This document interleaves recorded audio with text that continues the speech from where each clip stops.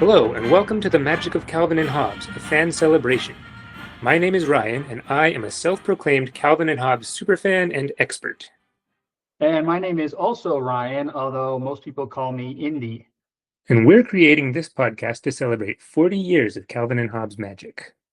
On November 18th, 1985, Calvin and Hobbes first graced the world with their presence. And now, 40 years later, we're celebrating the anniversary of the greatest comic strip of all time. We'll be releasing 40 episodes during the next year, where we'll discuss the characters, the history, the art, and many other topics related to Calvin and Hobbes. Today's topic is the first title character, Calvin himself. But before we jump into that, just a little housekeeping. First, we're not affiliated with Bill Watterson or his syndicate, Universal. As such, we can't display the actual comics on any visual versions of our podcast.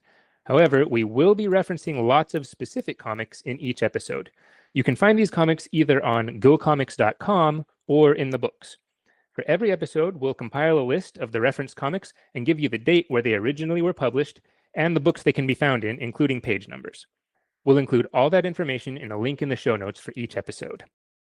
And now, let's jump in and meet Calvin. Who is he? Where did he come from? And why is he so funny? In one strip, Calvin's mom is shown finding a smashed jar followed by a bunch of bugs on the wall, and in the last panel, she's giving Calvin the stink eye. Calvin, who's wearing Groucho Marx glasses, asks, "Who is this Calvin?" So let's answer that question. Where did Calvin come from? Indy, what do you know about where Calvin came from? So according to Calvin's dad, instead of being delivered by a stork, he was dumped down the chimney by a big hairy pterodactyl, which Calvin thinks is amazingly cool, and which his father thinks explains quite a lot. I think we would all agree. Yeah, and Calvin's dad also tells him that most children come from Sears, where parents buy the kit and follow the assembly instructions. I came from Sears? Well, actually, you were a blue light special at Kmart, almost as good and a lot cheaper. Okay, so maybe Calvin's dad isn't the best source of information, so maybe we could turn to some more reliable sources. So Calvin's mother, on the other hand, is very clear about where he came from. According to Calvin, when he's in trouble and Hobbes suggests maybe his mother could help him with his father being angry, Calvin says, at times like these, all mom could think about is how long she was in labor with me. And of course, there's another episode where Calvin causes a big mess by fighting with his oatmeal, which had come to life, and his mom yells at his dad, blaming him for the fact that they didn't have a sweet little girl. It's your stupid chromosome, not mine. Yeah, on that note, one thing that personally I find very interesting is the difference in dynamics between Calvin and his dad compared to Calvin and his mom. So both of Calvin's parents relate to him in the sense of love despite immense frustration, kind of other discipline and parenty things. But with Calvin and his father, you also get this very explicit in the strip clash over values and life outlook. So what is the point of having free time? What does it mean to build character? And why, from Calvin's perspective, must I suffer to build this elusive character that his father's always talking about? We don't see that between Calvin and his mom. They have a different relationship. And I find that somewhat fascinating, and almost to the point where I would say, while the relationship between Calvin and Hobbes is obviously the central dynamic of the strip, I feel like the one between Calvin and his father might be sort of a secondary axis on which a lot of the strip runs. And it's just darn funny, all the building character strips. We're going to talk about those some more in another episode. Oh, for sure. We will have a lot of material on building character. Now, that gives us a pretty good idea of the in-strip lore of where Calvin came from, or where Calvin's dad claims he came from. But outside the strip, Indy, you'll know all about this. Indy's a philosopher, by the way, so this is right up his alley. Calvin is named after the theologian John Calvin, who was the founder of Calvinism. And John Calvin believed in predestination. So, Indy, what can you tell us about John Calvin and maybe his relationship to our Calvin? So it's interesting because, like you said, he believed in predestination. So the idea is that people cannot, on this point of view, change their destiny when it comes to whether they are saved or not. So the idea is God, so essentially through an act of arbitrary will, chooses certain people who are referred to as the elect. And those are the ones who have been destined since the beginning of creation to eventually go to heaven. And there are other people who are not among the elect who sadly will not. So whether you are saved and bound for glory or essentially condemned has nothing to do with you, and there's nothing you can do to affect it. It's all just God's free choice of who that is. So the interesting connection to Calvin from my point of view is you can see him as representing this in a certain way.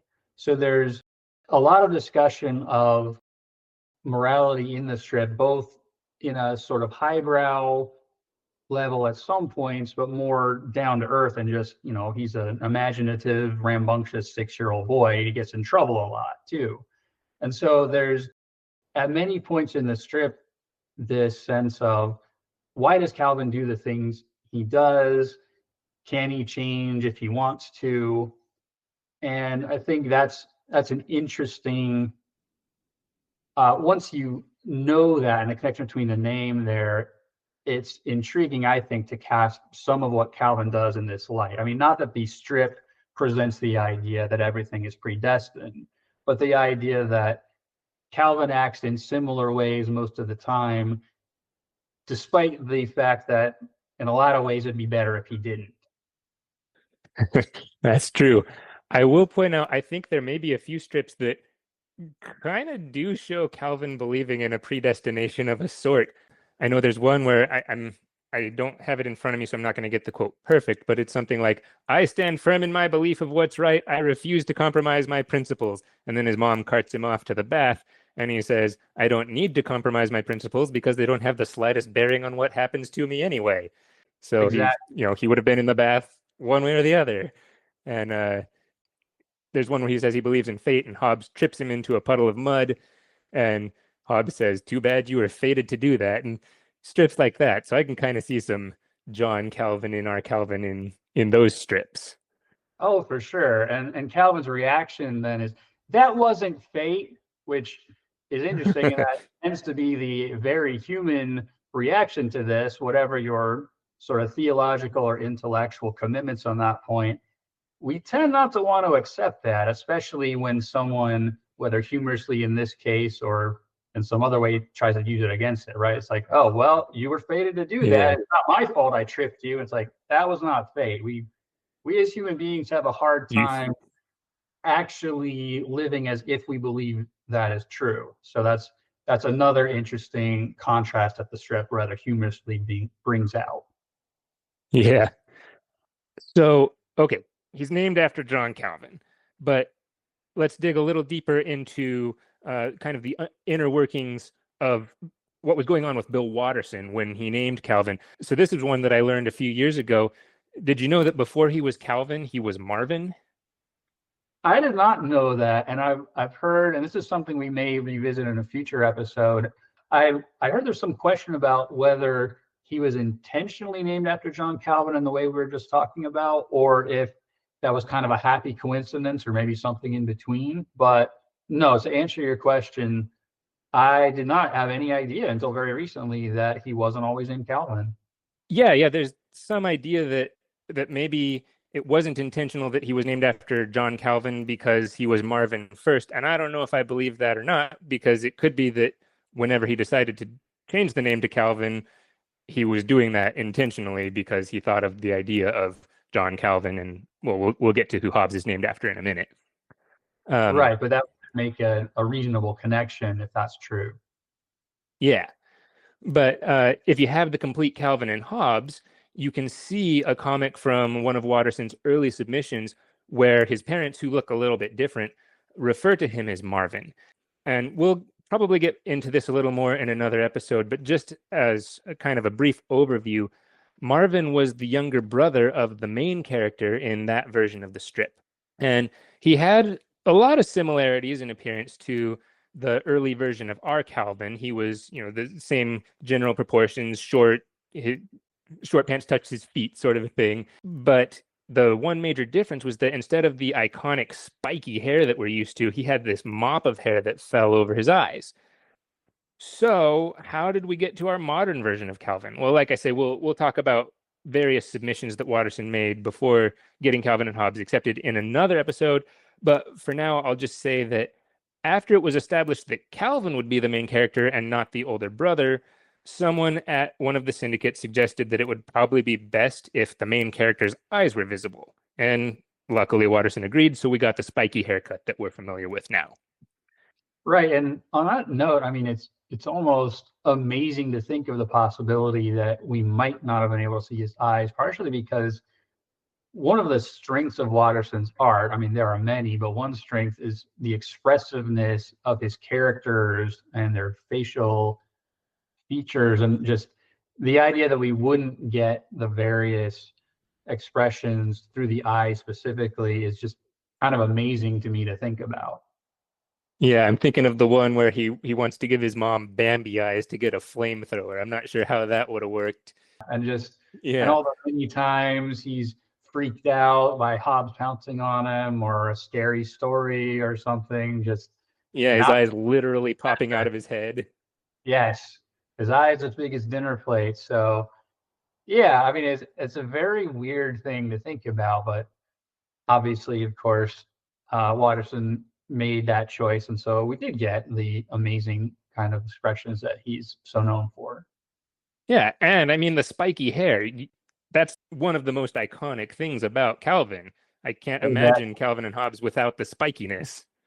definitely, which brings up a sort of interesting point because we see Calvin with his hair combed on occasion, and then I kind of think like, well, then is his hair supposed to have a spiky hairstyle, or is it just messed up and he doesn't care about it? And I always thought of him as having a spiky hairstyle, but some of the strips almost make it sound like it's just he doesn't care about that. He just wants to get up and go or whatever. So It makes me think of the strip where he talks about how he doesn't need an education. I can get by on my good looks and charm. And Hobbes just kind of sits there for a minute, and Calvin says, I don't hear you concurring, hairball breath.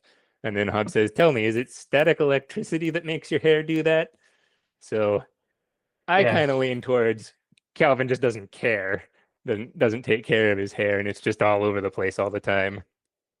that's true. That would make a lot of sense. And also his complaints about why do I have to wear these dorky clothes and get my hair combed? Yes. Yeah, he doesn't like getting his hair combed. Exactly. Now, Indy, a minute ago, you mentioned how old Calvin is. And before I bring this up in full, I want to say a few years ago, I took a Calvin and Hobbes quiz online that claimed that Calvin is 4 at the beginning of the strip and 8 at the end of the strip, which just made my blood boil because, Indy, how old is Calvin? Calvin is 6 years old eternally. He's He he's is six beginning, always 6. always six. Which is interesting because his father calls him out about this at one point. So Calvin's Mhm. impatient for the hamburgers to be cooked, and his dad, as he is wont to do, starts using this as an opportunity to try to impart some character and wisdom to his son, usually to no avail, as we see here. But in any case, he says, Calvin, sometimes the anticipation of a thing is better than the thing itself. And he starts waxing poetic about how while they're waiting for the coals to get hot, they have some time to sit and reflect, look at the trees, and tries to impart to Calvin how amazing this might be. To which Calvin says, so I should just go to McDonald's or what? And then his father replies, yes, I know, you think you'll be 6 years old forever. Which, Which he is. yeah, which Calvin turned out to be right is the funny part about this. I mean, you could say sort of in universe in the strip, his dad's right. Calvin will eventually grow up, but in the sense that, you know, the way comic strips work, or at least the way Bill Watterson chose to have his comic strip work, Calvin was always 6, which is something that I didn't necessarily appreciate at the time. Like I think when I first read that strip, I took it at face value, but now it strikes me as almost poignant that Calvin ended up being the one who was correct in that exchange. And as such, Calvin is also always in first grade. Not only is he always in first grade, he's had several first days of school. That's true. And on that note, interestingly, in Calvin and Hobbes, even though he's always 6 and always in first grade and doesn't seem to be being held back because Susie is also always in first grade and she's definitely not being held back, but there are references to different years within the strip. So one strip says that it's almost 1988 when Calvin is going over his dad's polls. There's another strip where he refers to the 92 spearmints when he's reading Chewing magazine. He says, "Oh, the 92 spearmints are out. I got to get to a store." And then there's another strip where he refers to the 94 model year for his toboggan, where he says he needs the updated model, and his dad tells him that sleds don't come in model years. And so Calvin says, "Oh, there's a fortune to be made." He goes out to make model year toboggans. But anyway, so the years progress, sort of. We have references to different years within the strip, but Calvin is always 6, even though his dad tells him you won't be 6 all your life, essentially. Exactly. And this is something that Calvin and comic strips more generally have in common with comic books in a lot of ways. So it's typical for the characters, especially superheroes, to essentially stay the same age and have the same relationships with other characters, even though the world kind of moves around them. I mean, I read somewhere that to mention Batman for a second, someone said, yeah, Dick Grayson grew up, but Bruce Wayne seems to have stayed the same age somehow, which is a rather odd artifact of that. But in any case, at a future episode, we may talk about some comparisons between Calvin's world and the world of comic books. So Bill Watterson had some pretty strong opinions about comic books that come through in the strip at various points. I think that'll be an interesting topic to talk about in a future episode. Some of the parallels between Calvin and Hobbes and the world of what we more traditionally think of as comic books, especially with superheroes. Not all of them flattering about the way comic books work, and that's an intriguing topic to me in particular as someone who enjoys both mediums. Yeah, I'll just give a little spoiler. One of the quotes from Watterson is, "Comic books are incredibly stupid." So yeah, that gives you a hint of where he might lie on the whole debate. absolutely. All right, so we've established now where we got Calvin. We know how old he is. Let's talk about Calvin himself. He has a personality. There are several personality traits. One of the things I actually love about Calvin and Hobbes that Bill Watterson talked about at length was that the characters weren't one-dimensional. So let's talk a little bit about what Calvin's like. First of all, one of the biggest traits that is associated with Calvin in my mind is his imagination. We can't really get into every aspect of his imagination in just one episode, since that's kind of the whole strip's thing, but we have to at least touch on it. So first, of course, obviously, his best friend is a stuffed tiger, or at least to everyone else, Hobbes is just a stuffed tiger. But to Calvin, Hobbes is a living, breathing, anthropomorphic tiger, and there would be no strip without that. Calvin also frequently has fantasies of various sorts. So that ranges from things like a cardboard box can become a series of amazing inventions, or at a moment's notice, Calvin can become the fearless spaceman Spiff, or the masked man of might, Stupendous Man, or the hard-boiled detective Tracer Bullet. And we're going to have episodes on all of those topics and other fantasies as well. But the major point here is a driving force of the strip is Calvin's imagination. Right. In fact, that might be the most important aspect of the strip and Calvin's character as a whole. And it's one of the most charming things about it, too. I think this is probably why the strip is so beloved, because it's not just that it is imaginative, but the sense you get of this person, this 6-year-old little boy with all these wild dreams and fantasies about everything, trying to live in a real world that just doesn't compare. Yeah, Watterson talked about how he intentionally sometimes tried to draw the fantasies as more realistic than reality. to give that sort of contrast that you're talking about, that Calvin lives in this amazing fantasy world and reality just doesn't hold a candle to it. Exactly. And as a former 6-year-old boy myself, that tracks. I mean, the things you imagine, Absolutely. yeah, those were way more real than whatever mundane stuff was going on most of the time, at least. Yeah. Another thing Watterson said at one point was that Calvin is not a literal 6-year-old, referring to things like Calvin's vocabulary and stuff like that. But I think the bit about him living so much in his fantasies and having that be almost his reality, that is very 6-year-old boy. That's hitting it right on the head. And I think that's why Calvin and Hobbes resonates so much with so many people. Oh, for sure.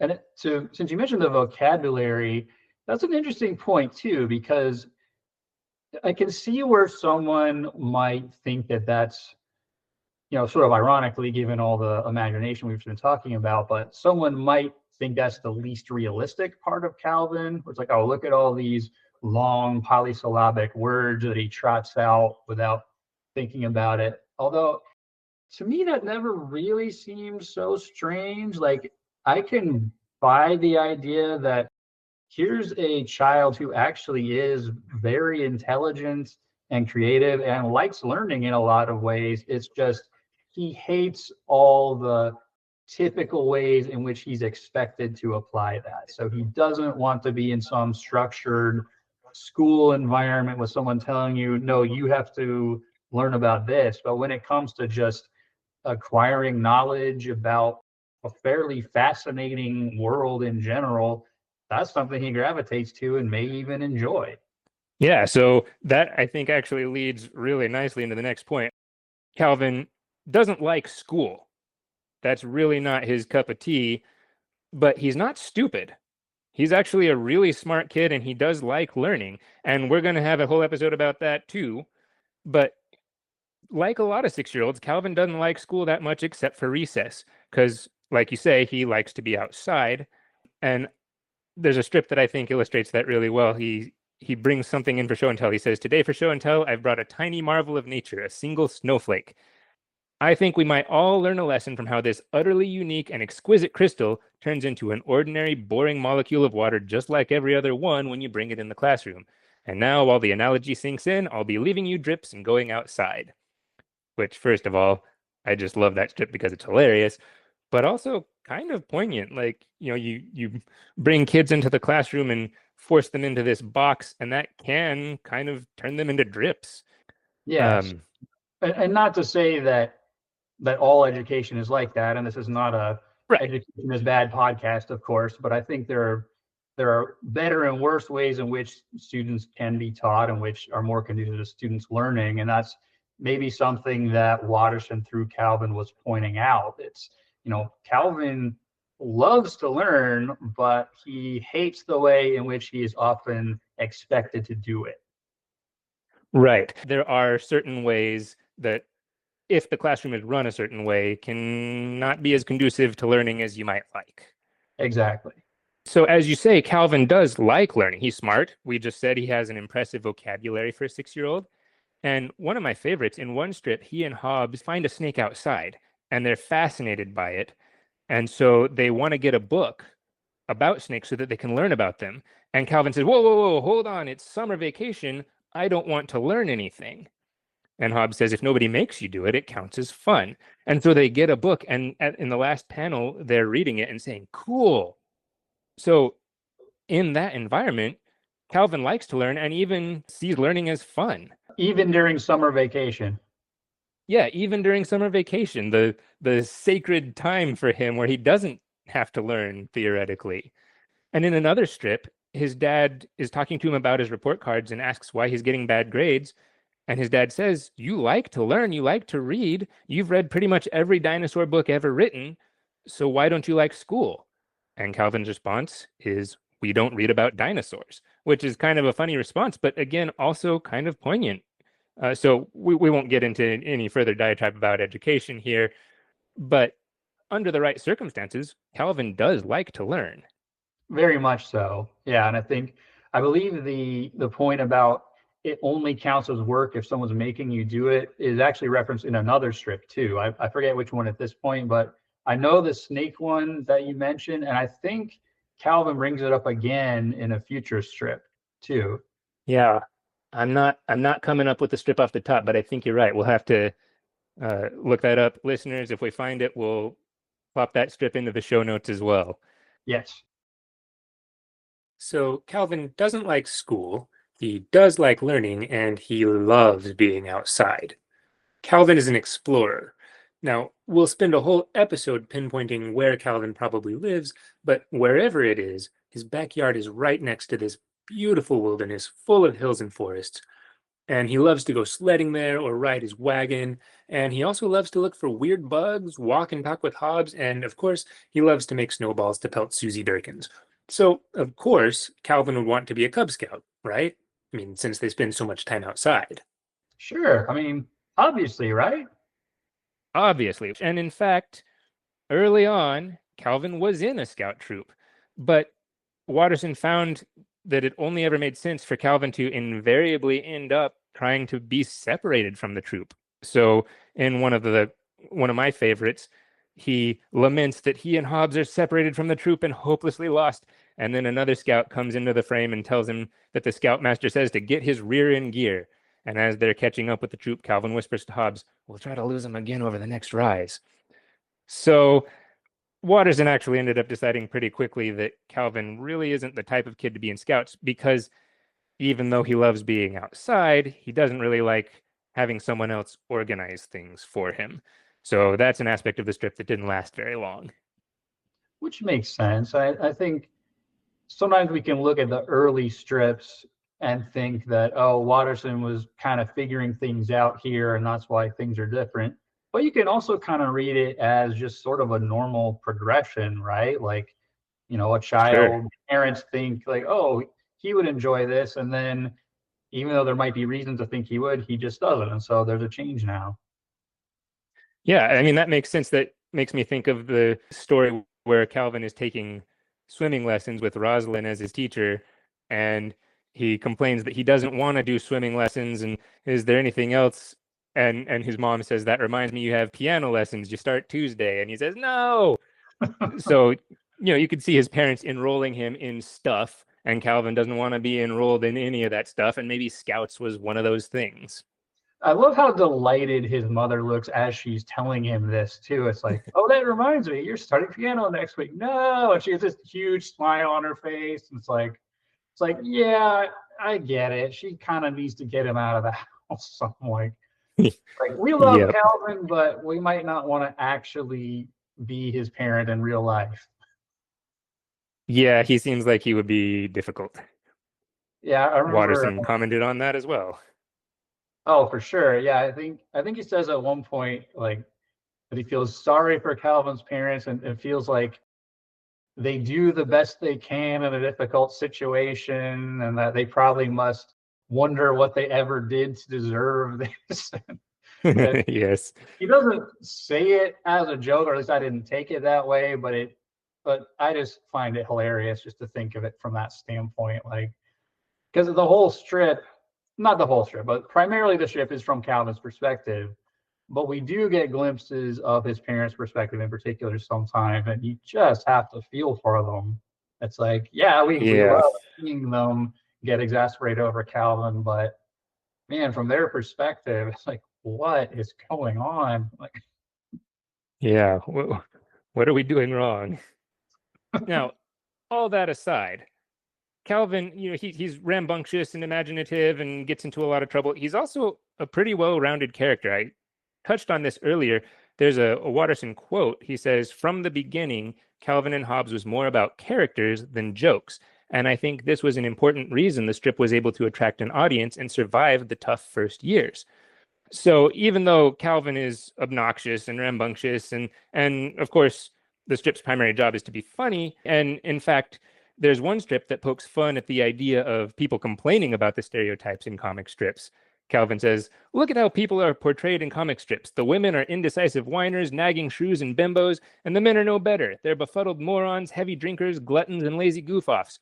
Everyone is incompetent, unappreciated, and unsuccessful. What kind of insidious social programming is this? No wonder the world's such a mess. I demand politically correct, morally uplifting models in the funnies. And his dad says, yes, we all know how funny good role models are. And then Calvin says, and look, all the kids are obnoxious brats. So, it's important for the strip to be funny for Calvin to be an obnoxious brat. And throughout the podcast, we'll see that that is Calvin much of the time, but Calvin has other qualities. We see him feel different emotions. Indy, what strips come to mind when we talk about emotions or feelings that the reader might have other than humor? So there's a couple in particular. Before we say that, I do want to just reference the strip you mentioned a second ago too, just how hilarious it is. Like the obvious punchline is Calvin saying, "Oh, and the kids are all whiny, obnoxious brats," where it's sort of like the self-referential nature. Right. But almost funnier than that is his father's remark. Yes, we all know how funny good role models are because that's him. Mm-hmm.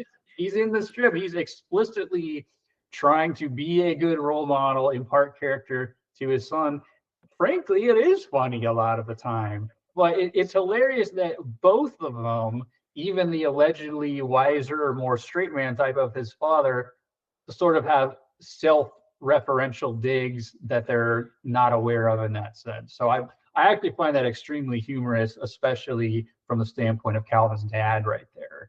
Yeah, and I do find it also kind of ironic that Calvin's dad is none of the things that Calvin says all the men in comics are, and Calvin is exactly what he says all the kids in comics are. Exactly. Calvin's dad is an excellent role model, and it does manage to be funny, yeah, despite Calvin's protestations. But Yes. yes, so to respond to your other query, you said, what other emotions than humor might someone think? And there's a couple strips that come to mind. One is, I believe this is in Revenge of the Babysat, like after Calvin locks Rosalind out of the house and has lots of fun until his parents come home, and his mother says, "What you did was not just mean, it was dangerous. If you'd been hurt or there was a fire, Rosalind couldn't have helped you."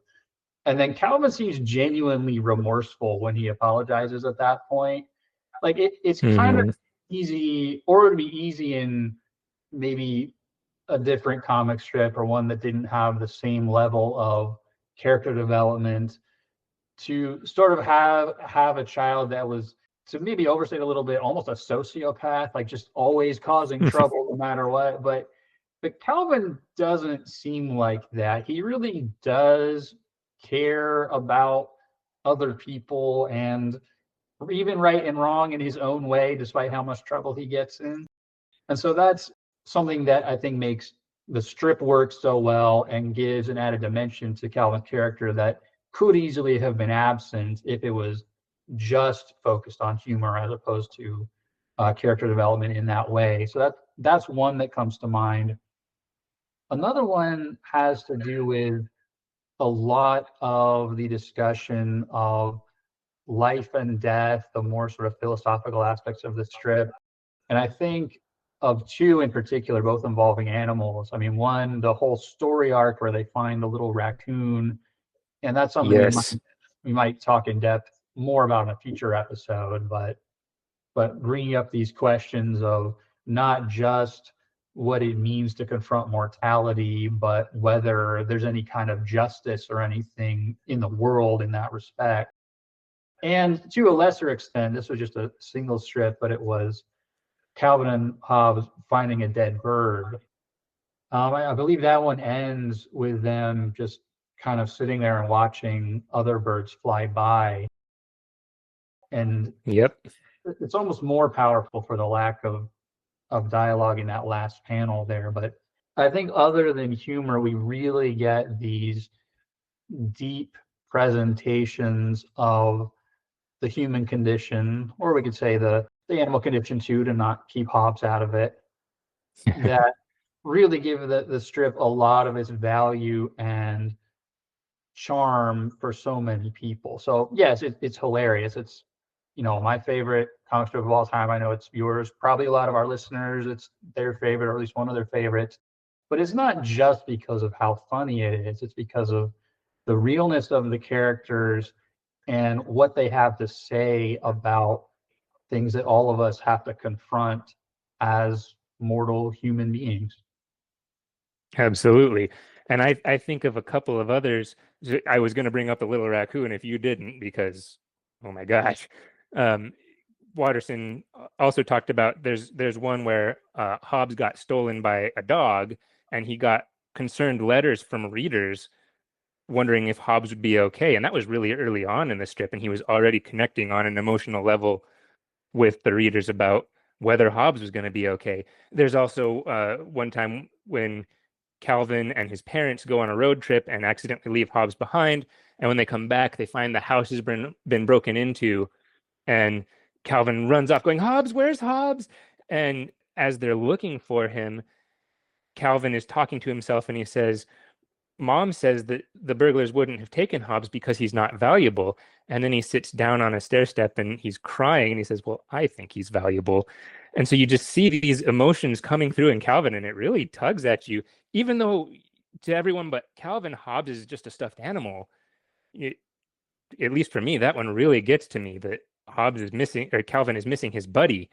And a couple of others that come to my mind. There's one where he calls Susie a booger brain and makes her feel bad and makes her cry. And he feels terrible about that. And he goes and apologizes to her. He doesn't do a great job of it, but he does apologize to her. And then, of course, the one of the most famous ones is the one where he asks his dad to go play with him in the snow. And there's no dialogue in this strip, but he's pointing to out the window saying, it's snowing, Dad, come play with me. And his dad holds up some papers saying essentially, oh, I'm working, I can't right now. And so Calvin kind of sulks off and is playing outside by himself. And his dad decides, you know what, actually, I'm going to go play with him. And they go out and they have a great time. And in the last panel, Calvin kisses his dad goodnight while his dad is doing the work at night.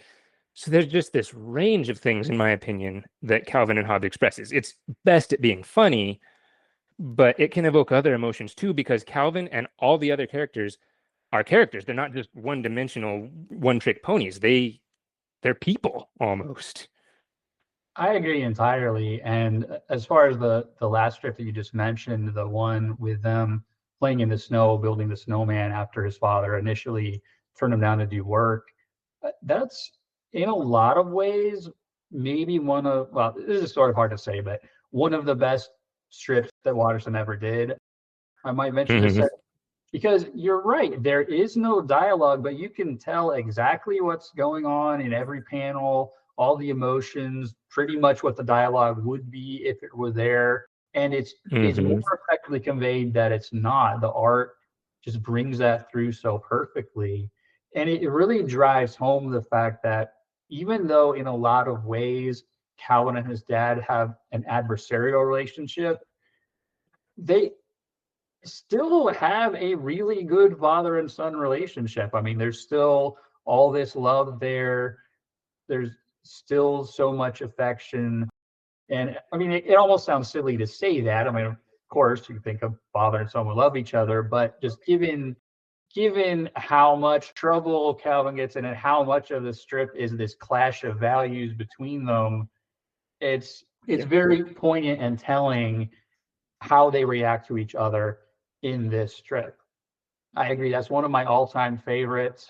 And the not just the last scene of Calvin kissing his dad goodnight while the dad is now having to do the work he was going to do before, but even before that, the father's expression when he makes the decision to stop doing the work and prioritize spending time with Calvin, that's always something that Yeah. strikes me a lot. He gets this really sort of like determined slash annoyed expression on his face. It's like, why do I care about What this? am I doing? Yes. And then, yeah, everything about that strip, I think, is just a gem. I agree. And I think that would be just about impossible to top. So we'll stop there for today. So, listeners, thanks for tuning in. We would love to hear from you. You can email us at magiccandh@proton.me. There will be a link in the show notes, and that's MAGICCANDH @proton.me. We would love to hear from you. And if you don't mind, please tell your friends about us, leave a review on whatever platform you listen to podcasts on. And remember, this podcast is completely free. We do not make any money off of this whatsoever. We don't think it would be right to try to profit off Bill Watterson's creation. This is just a podcast born of love for this iconic strip. And if you love it too, we hope you will join us and tell your friends, and we can all celebrate Calvin and Hobbes together. Absolutely. Happy 40th anniversary. Let's go exploring. You've been listening to The Magic of Calvin and Hobbes, a fan celebration. We'll be releasing 40 episodes all throughout the year, from November 18th, 2025 to November 18th, 2026, to celebrate the 40th anniversary. Our intro and outro music is Tchaikovsky's 1812 Overture, referenced in the Calvin and Hobbes strip published on October 8, 1986. This rendition was performed by the Skidmore College Orchestra and made available under a Creative Commons license on museopen.com. We hope you'll join us next episode for more fun.